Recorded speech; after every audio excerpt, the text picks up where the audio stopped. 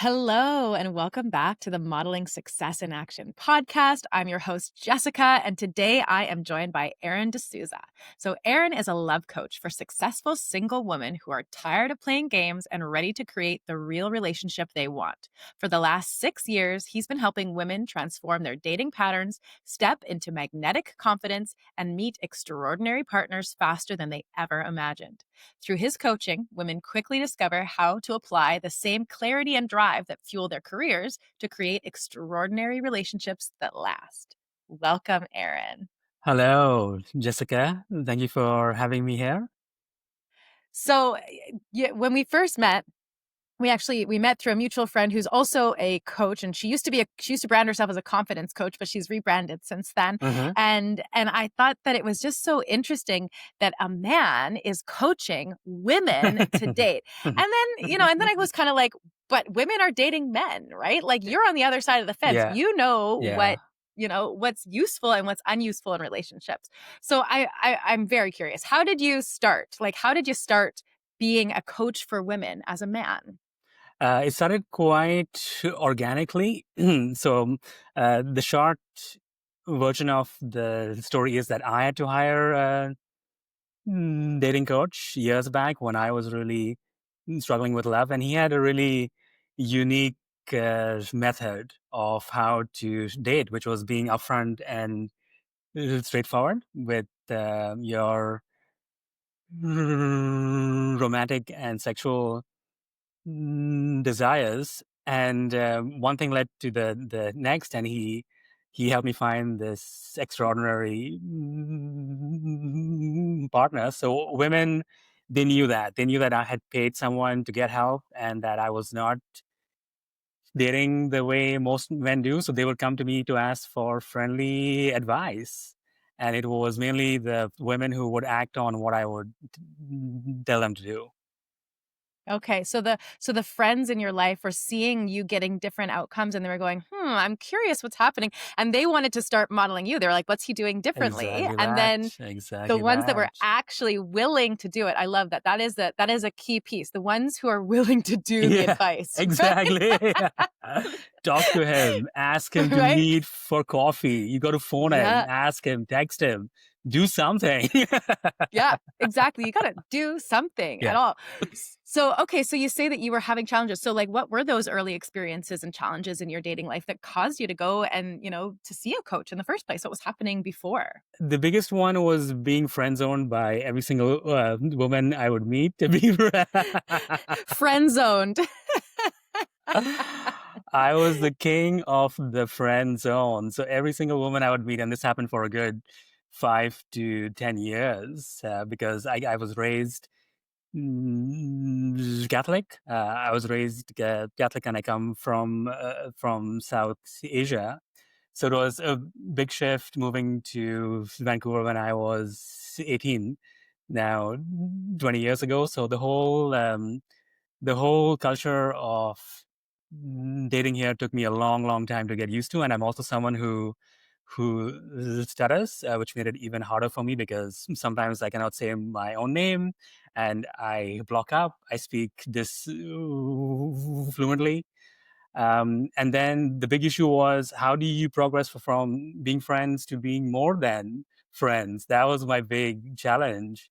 I did not feel right going in for the kiss or inviting a woman home, assuming that she wants to get physical with me. I prefer to like say it, but none of my friends thought it wise to ever say that you want to explore something romantic, and yes, even more so something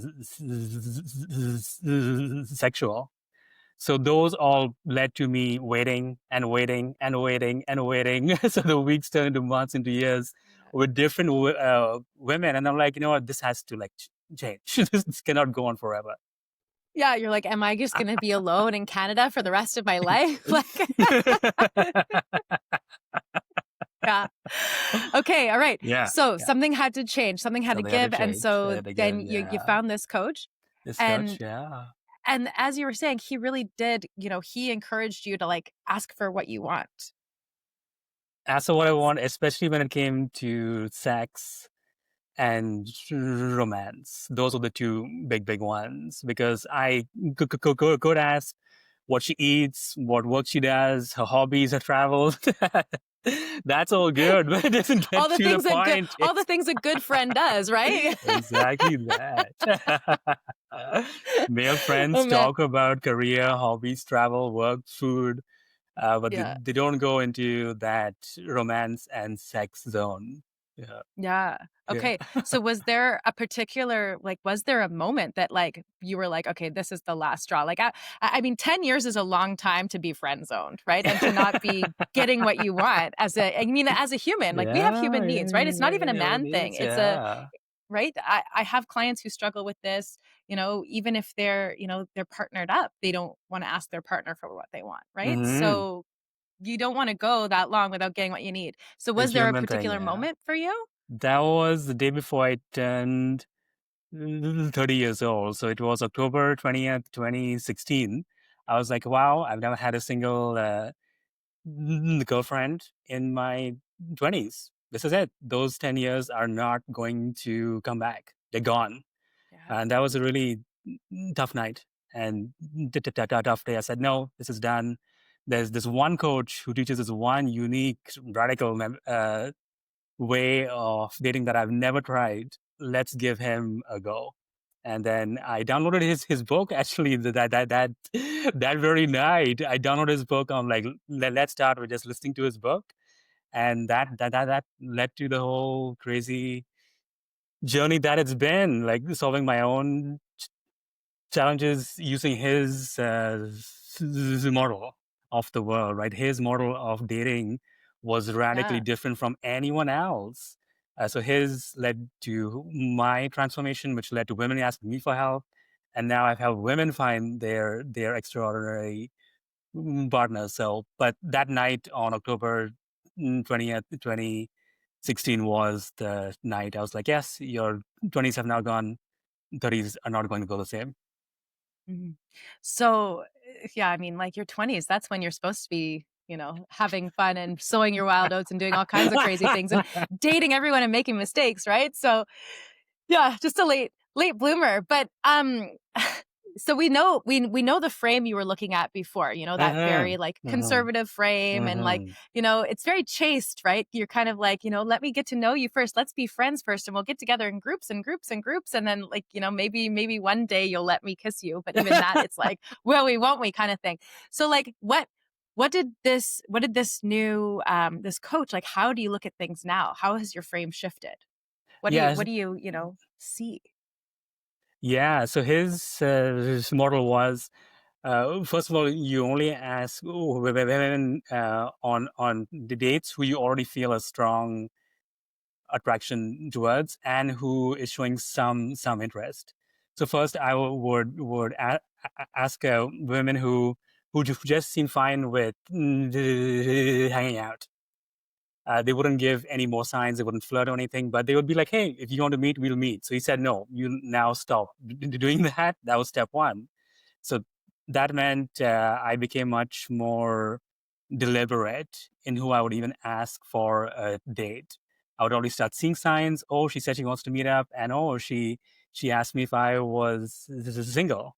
So he said, pay more attention to who you ask out for dates.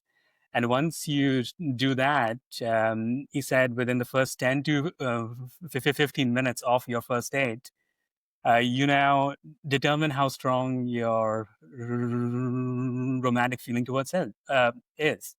And then if it's strong, you just say it at the 10-minute mark. Say, you're cute, you're hot, or I'm feeling a strong uh, uh, romantic feeling towards you. You just say it, and you say, "I would love to explore something physical. How do you feel?" That simple. Yeah. Wow. Yeah. And at first, were you cringing inside? Did you have resistance to this idea? Or were you like, right on, that's what I wanted to be doing this whole time? And my friend said, don't do it. So like, what was your what was your response to that? Yeah, the fear could have melted me those first few times that I did it. So the first few times were on the phone. On the phone, she's not there. She wouldn't slap me. She wouldn't throw anything at me if I said this. So, and it was surprising that it was so new to me that I would not say it in confident way. It was weak. She sort of heard it. She sort of didn't, and she Mhm. would just not even like respond to it. She's like, "Oh no, Aaron, I'm not interested," and then would end the call. But the coach said, "Hey, you already did it once. Now you have to keep on doing it, and you see the skill build." So it took a good 3 to 6 months. But then it reached the point where it was very clear to women in those first 10 minutes. And she'd be like, can you repeat what you just said? Because She's like, "What?" Yeah, okay, okay, so how like, so we know that your old method got you 10 years of nothing. So nothing. how Yeah. quickly did you get something in this new method? I think once I started working with him, it was 2 months.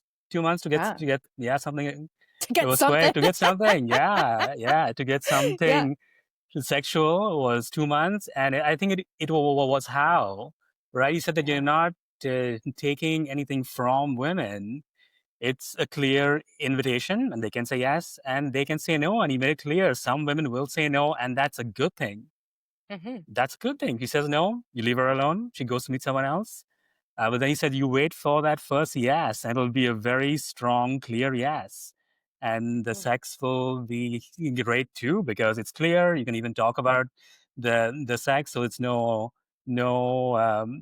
question marks surrounding, is this a friend? So it's this benefits, or is this more than friends? Is it going to be girlfriend, boyfriend? We would speak about all that. And I would say, hey, we just went on these first few dates. Let's Mhm. take it one step at a time. And I would even tell women that, hey, I do want to meet other women now that we've just started. Is that fine with you? So it was all out in the open in terms of sex and in terms of monogamy. Yeah. Yeah. So, okay. So as a man, like there are specific expectations and gender roles and things like that. And a man confidently telling you that he's interested in you and he wants to pursue you, that is like it's a huge turn on for a lot of women, Mhm, right? mhm. So how does that translate to how you coach women? So it's similar, but not the same.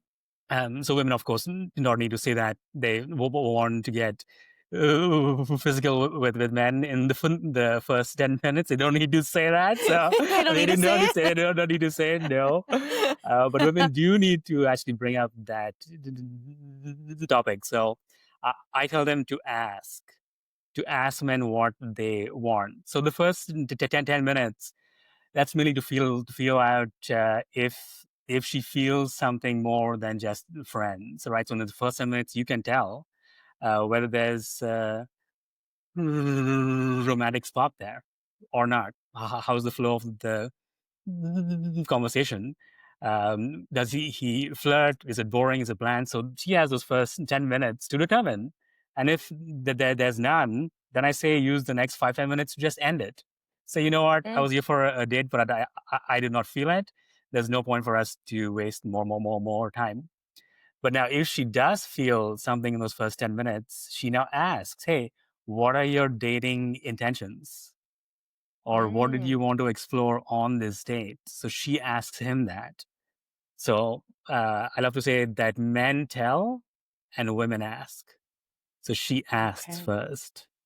Mhm. And then she can Yeah, decide if she's down for the same thing that he wants. exactly that. And then she can Exactly decide if she wants to that. waste her time with him. Yeah. Exactly that, Jessica. It's simple. Yeah, it is 10 to simple. 20 minutes. You ask what you want. You're here on a date, right? You're not here to just hang out. So why would you keep going on to talk about the predictable stuff? Like get to the point. Romance, sex. Do you want it? Do you not want it? Do you feel it?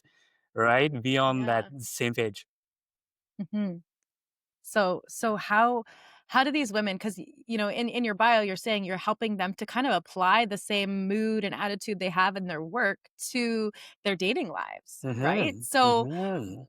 what what are you finding their responses to be like as you're putting this on the table for them? Are they're not feeling the same fear you were? Are they, or what's happening there? Yeah, so there is some, they do ask questions, right? They do ask questions like, is this too much? That's a big, big one. Is this too much too soon? And the biggest fear is that they'll scare away a lot of men by being this direct with them. And I said, no, that's not true, because there are thousands of men. If you live in any big city, and we are in Vancouver, there are thousands of men, but you're just not seeing them. So you feel that it's a very small pool when it's actually a much, much bigger one. But you need to make that, uh, you need to transition from scarcity to abundance. And you have to learn the key skill to do that. So they do ask a lot of questions, because there's some hesitation, and rightly so. But then I walk them through what I've done, both with myself and with my other clients in the past. And then once they do it one or two times, their confidence goes way up. They're like, okay, fine. He said no, but I feel really good now, because I did not waste so much time. I did not waste Right. 3 hours on that first date. I only Mhm. spent 30 minutes. Yeah. And it's not really 3 hours on the first date. It's 3 hours on the first date, plus the rest of the evening thinking about it, plus the next day checking your Yeah. phone, plus, 3 more cocktail hours with your friends, right? Like, it's it's a lot of time that gets sunk into these women going, "I just don't understand." Right? But if you ask, if you put it on the table, and you get your answer. I love it. So Jessica. Yeah. it's a beautiful thing that you're saying this is very much grounded in abundance, right? It's funny. A lot of the people that I bring onto this show, we end up talking about trust, faith, being able to just have that sense of faith that things are going to work out, right? That there is enough for everyone, that, Yeah. that there are men out there, that Yes, they're like, exactly. that the money will come with that, whatever, Yeah. right? Yeah. And so like, how do you, keep yourself in that abundant mindset? What do you have any practices? Do you have any things that you do to keep you there? I would say one is just having. So one thing I do is that I journal twice per day, and I'll just actually have it at the back of me. So it's on my Ooh, chair. props. I love So it I when there's have props. that. Yeah. So I've been using this one Okay, the for Daily Stoic Stoic Journal. Journal. Yeah, I highly Oh, recommend it. So I'll just show you a page. So yeah, so you have it for each day. You have the one question, and then you have morning prompt, and one for the evening. So I've been filling one of these out for the last 6 years now. So that's a lot of everyday writing, morning, evening, one paragraph. So now it's over. It's the thousands yeah. of entries, thousands of Hmm. entries, and you repeat the same set each year. So this gives me that sense of, wow, I did lots. I have 6 years of memories to view, and that's Yeah. one very simple thing I've been doing. I do it every single day. And that is a really cool habit too, to like, I mean, beyond just gratitude, but like to showing yourself that you're making change and making progress, even just like noticing and paying attention and focusing on those small incremental wins. All the wins, all of a sudden they stack up, right? And it's not like you had to do one amazing thing. You did like a million amazing things and you're like, I am amazing. Wow, I can Yeah, do it. I really yeah, can. yeah, Right? yeah. So yeah, I love that habit because really every single second of every day we have, access to over 11 billion bits of data, but our brain is filtering for 150 of those bits at a time. That's all it can Hmm. process, right? Hmm. So between 11 billion to like 150, that's it. Like it's like a huge discrepancy. So you're training your Yeah, brain yeah. what you want it to be looking for. So how is this showing up in your life? Like when life throws you a curveball? Because I mean, are you dating now? Are you single now? What's happening with your life right now? So officially, I am single. Officially, I am single, which means that there's no. Officially single. He's going on dates. I'm officially single. So given that I'm into ENM, ethical non-monogamy, I do have a few partners, but I describe them as being active and being inactive whenever they want. So I have a few who are in active right now, but they could enter my life in the next week or the next month. But yeah, They're like sleeper cells, like they're just waiting to be activated. exactly. Sleeper cells, yes.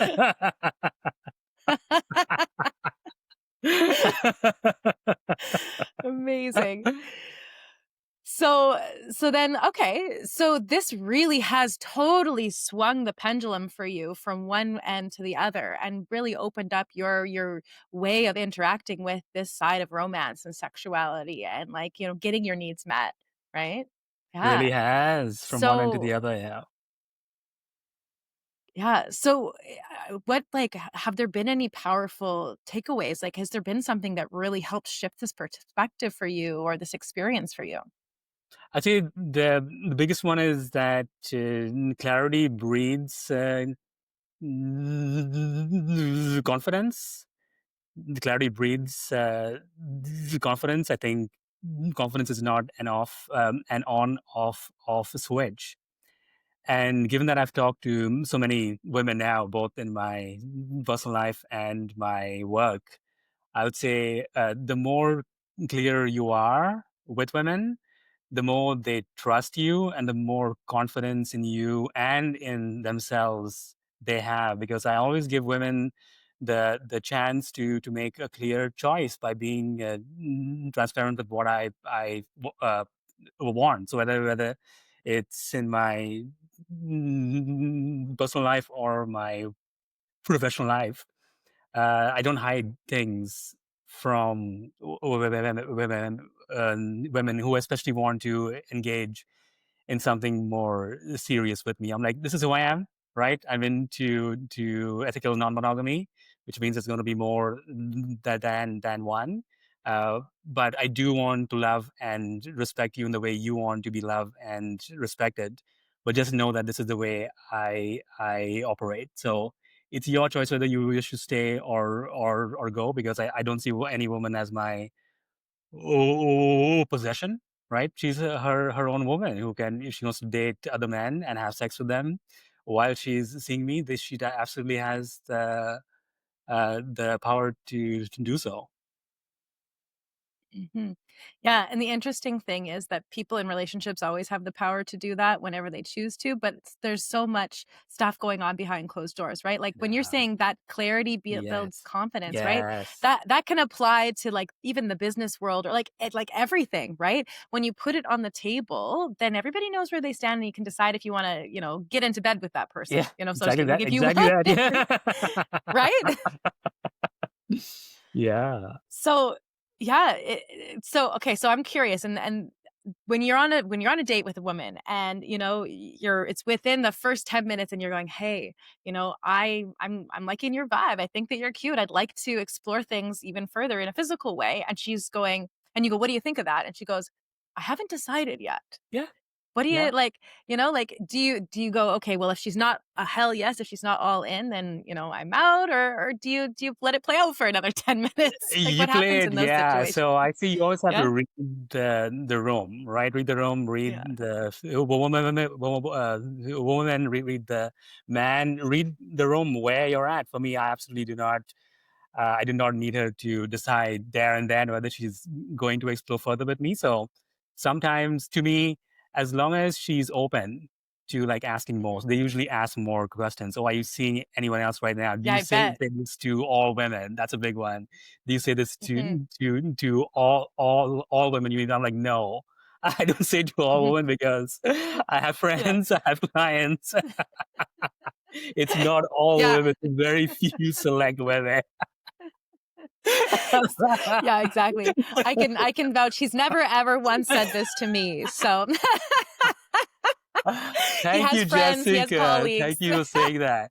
It's not all. You So can play the sometimes people, yeah. take the sound bite and you can on your It's not dates. all. Like, how can you even think it's all? Like, I run a business. Yeah. I meet women Mhm, for networking chats. It is a very select. I'd say mhm, one out of. I would say if I would crunch the numbers, I think I asked for a date of one of every 150 women I meet. So it's a very small number because I just meet lots, right? So most of them become friends or colleagues. So it's a very small number I actually meet on one date. So I've clear to make it clear to them it's not even close to all women.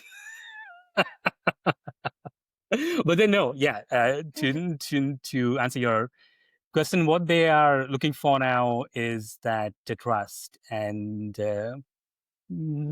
comfort, right? Is this man really who he is?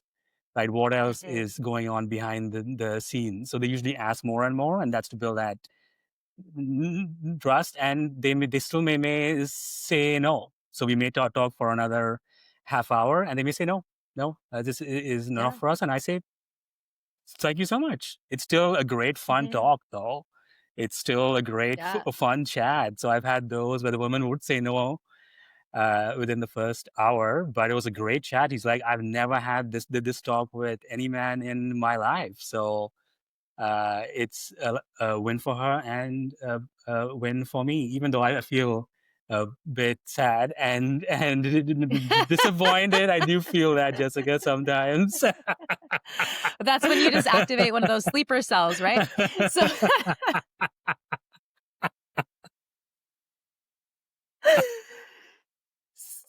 so this is very cool because by doing what you're doing and putting it on the table and having the clarity and inviting the conversations, realize how much you're,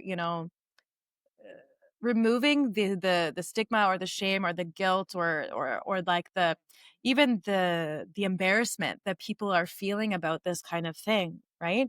Because where else do we have this in life, right? Like when you first meet somebody and you're trying to make a networking connection and you want to you're beating around the bush about how you really think that we could be collaborating together or what we could do together, or you go into a business meeting and if you're hiding things under the table, there's always going Yeah, to be this yeah. weird, like, the energy's off. So putting it out there, taking away the embarrassment, just being like, "Hey, we're human." I think it's a really kind of beautiful thing. Uh, Yeah. Absolutely is. Yeah, I think it's a skill that seemed extremely hard to build. But as with any skill that's worthwhile, put in the time, right? Any strong skill which really impacts your worldview will take a few months to get really strong at. So it's good that yeah, I learned from the best. I learned from the Mhm, best. So it's good to create that space and now share it with other women and men that you can actually mhm. talk about sex and romance on the first date within the first 10 minutes and have a really beautiful conversation. Yeah. It's fantastic. I Yeah. love it. Yeah. Okay, so I think that this might be a really great place to end it. So is there anything else that Right. you wanna leave the people who are listening, with before we wrap it up Yeah, I today? have the best one of the best books I've read. So one of the prop, which is called Who No No Not How. So just three words that run my whole life. So my whole life runs on these three words. And if you would